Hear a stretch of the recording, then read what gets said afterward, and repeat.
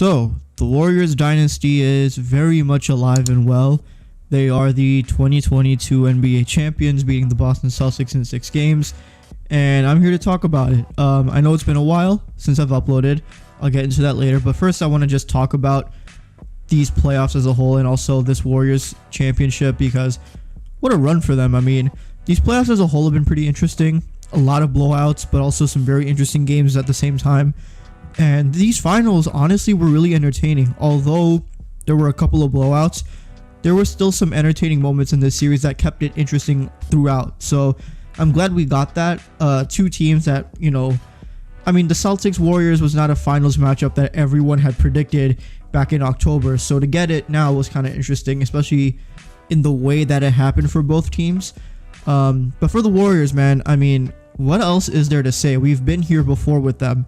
They are the NBA champions, the 4th one in 8 years, which is insane. It solidifies their dynasty rank, which honestly, they already had it. Even if they never won another one again after 2018, they were still going to be considered a dynasty because of the 3 championships they had won and because of the amount of years they had made the finals consecutively. They were already a dynasty, but to add this one onto the list, and everyone's talked about it already, this one feels a lot sweeter for those guys. And you could tell when you listen to the guys after the post-game conferences or in the interviews, or even in those last seconds when Steph is just like on the ground and crying and very emotional. A lot of those guys are.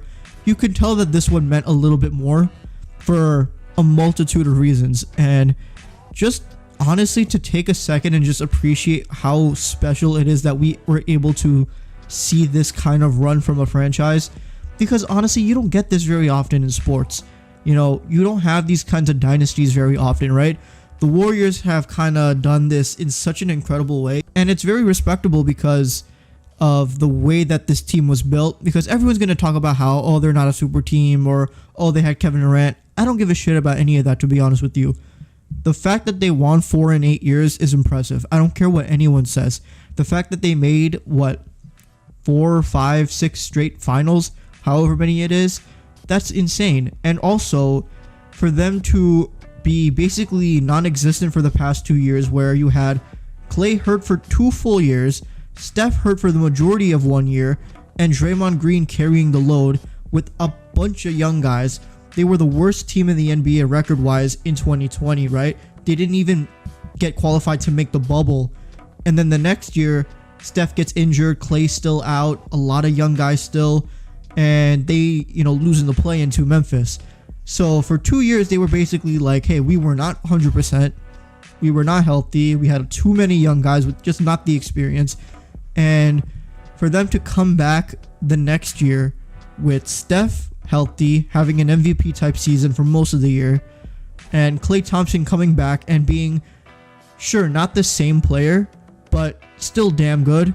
I mean, just in this series specifically, I mean, he wasn't great, to be honest, especially in game 6, to be honest. Last night, he did not shoot the ball well, and he was taking shots too, but at the end of the day, it didn't really matter because he made shots when it mattered in some instances, and you kind of lived with that. But yeah, Klay wasn't great in these finals, but it was still good to see that he was out there and contributing in some way, whether it was defensively or not. But I know, man, Klay, shout out to fucking Klay, man. For him to miss 2 full years of basketball and to come back and still be, a talented player. Sure, he's not all world. The shot is still there. Sometimes it's not, but for him to just be out there is crazy to me, given what he's gone through. It's so cool to watch, and the fact that he's back now and he wins a ring right away is just, I don't know, man. It's just cool to watch. Again, with Steph, he finally gets his finals MVP. I never really understood how that was supposed to be like a red mark on his resume, because let's be honest, right? And anyone who's logically thinking about this kind of stuff, they know it already, but Steph never had anything else to prove, right? After he won those 3, there was nothing else he needed to do to prove anything. He won already, right? Everyone knew he was the greatest shooter of all time, and everyone knew he was top 10 all time before this championship.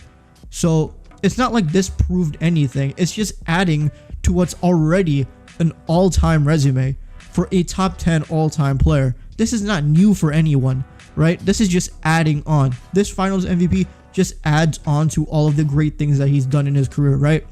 And I think the longevity part of it is another factor that I don't know if it gets talked about or not, a lot or not, but I mean, it's year 13 for him. He's what, 34? And for him to finally, you know, not just win the finals MVP, but to show just how great he still is, right? At the age of 34 in his 13th year, and he wins a championship again. Like, that's impressive, right?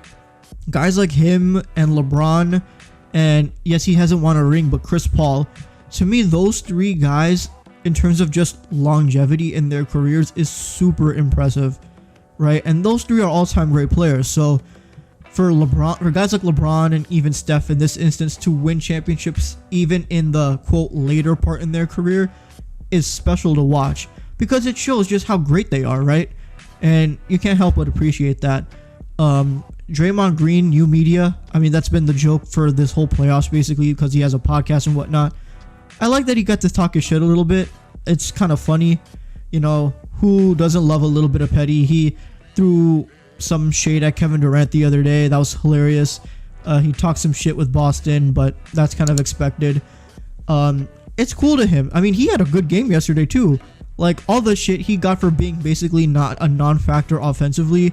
And he made, what, 2 threes? Like, a elbow jumper. Like, this was a different Draymond. And he had like, what, 8 rebounds, too? Like, he was good. Very good in these finals, right? And everyone knows how great he is as a player defensively. And the jokes are going to fly about the new media thing. But you got to you got to respect him. I think that's what you got to say, man. He's just that damn good, right? He's going to be in the Hall of Fame, no doubt. So that's cool. And then all the other young guys I talked about, like Jordan Poole, watching him, you know, grow the way he has in these playoffs, that's been dope. Gary Payton, after breaking his elbow in that Memphis series, to come back and be such an important factor for them defensively, and also making some good plays offensively, just cutting to the basket or getting some, you know, big rebounds. Kevon Looney with the same thing. His rebounding has been so clutch because Boston had no chance against him, especially with the somewhat injured Robert Williams. I mean, it's been cool to watch. And then also one more guy, man. Andrew fucking Wiggins, man. I'm so happy for this guy, man. To be the number 1 overall pick, right? Of all the expectations that come with that, and for it to be like, oh, he's just not living up to the hype. He's a bust, whatever it is, right? Then he goes to the Warriors, a really good situation, doesn't even get vaccinated before the season, and that was the big storyline, that, oh, he's not vaccinated, he's not going to be able to play games or whatnot. He gets it, and then he has an incredible season. I mean, he was an all-star starter for a reason. Like, maybe if you don't agree with him being an all-star starter, like, I think the one thing that anyone could acknowledge is he is damn good. And this was a perfect situation for him, and for him to finally be able to, you know, find his role in a situation that is perfect for him and to win a championship because of him, like, that's so dope because he has been so damn good in these finals, right? Like, if Steph didn't win finals MVP, it would have been Andrew Wiggins, especially because of what he did offensively, especially in that game 5 where he had like 20 something, right? He was just making all of his shots. He was very consistent. But also defensively, he was just insane. I mean, like, Tatum was in hell. He had Tatum in hell. He had, what, 13 points? I mean, the whole finals, Tatum's shooting splits were atrocious. And that's a different subject talk for another day. But, you know, shout out to Andrew Wiggins, man. He won a ring. That's so dope. That's so dope to watch. I mean, that's the cool part about these championships, man, is the storylines that come with all of these players. Right, guys like Gary Payton and Jordan Poole, like Kuminga, even though he didn't really do much in these finals, a rookie winning a ring. Moses Moody, a rookie winning a ring. James Wiseman, who didn't play a minute in this season, has a championship. Like, I don't care if he didn't play a minute in this game. The fact that he's an NBA champion is dope. I'm not gonna hate that. You can't, right? You can't hate on James Wiseman celebrating his championship, because to be fair, he fucking earned it. Let's be honest. But yeah, that's the cool part about, you know, these championships, is the storylines that come with all the players. And again, man, this just solidifies the dynasty. Like I said, Steph is top 10 all time, but we knew this already. Clay has done great stuff. This big three for them to stay as long as they have. And, you know, you had people complaining. You had, like, Brian Windhorst on ESPN talking about, like, oh, the Warriors got a checkbook win because they just pay their guys. Like, yeah, that's how this shit works. Like, in any sport, you're not going to win a championship until you're willing to pay up, right? These owners have to pay a significant amount if they want to win a championship. That's just the way it goes, right? In the NBA, you're going to have to go into the luxury tax to win championships. It happened with the Warriors. It happened with Cleveland. It happened with Boston. Like, it happens, right? That's just the way it is. You have to spend money to win championships. You can argue that it's right or wrong. It doesn't matter. It's just what happens. You know, you have to be willing to keep cores together, pay them what they're, you know, worth, and stick with the process. And the Warriors have done that. And that's why they have had such an incredible run over the past, 7-8 years? Like, this is stuff that you don't see very often. So you have to respect it and celebrate it when it happens, because at the end of the day, this is a dope championship to watch. Steph had an awesome game where he hit a deep three and started pointing at the ring, which was fire. Like, little shit like that is such a thing that you have to appreciate with these Warriors. So they're the champs. Shout out to Boston for having a crazy good season. Like, their turnaround was amazing. For them to get to the finals has been a really cool, you know, story to watch for them. They have a really good core. They have a lot of good young guys. Some tweaks here and there, and I think they'll be back here. But yeah, the Warriors are champs, man. It's nothing new. We've been here before, but this one feels a little bit cooler to watch. I think watching this run was a lot enjoyable as opposed to maybe the Kevin Durant years. But even that, I think I still enjoyed those years, so I don't care. At the end of the day, I'm a fan, and I love this game, and I'm going to enjoy it regardless. So, you know, I don't care about the narratives. I don't care about all that shit. I just enjoy the game, and watching people win, it's dope to me. So, yeah, the NBA season's over. We have the draft in like a couple weeks. We have free agency in a few weeks.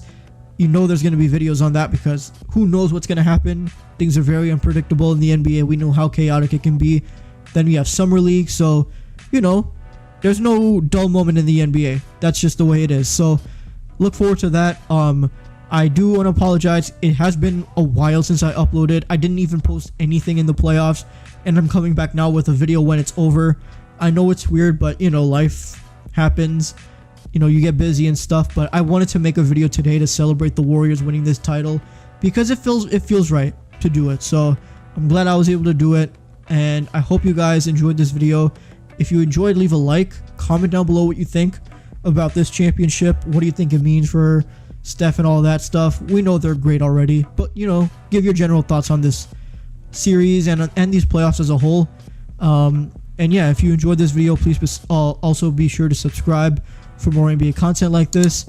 I do plan on being consistent soon. I'm trying to figure out the schedule out. You know how the summer is.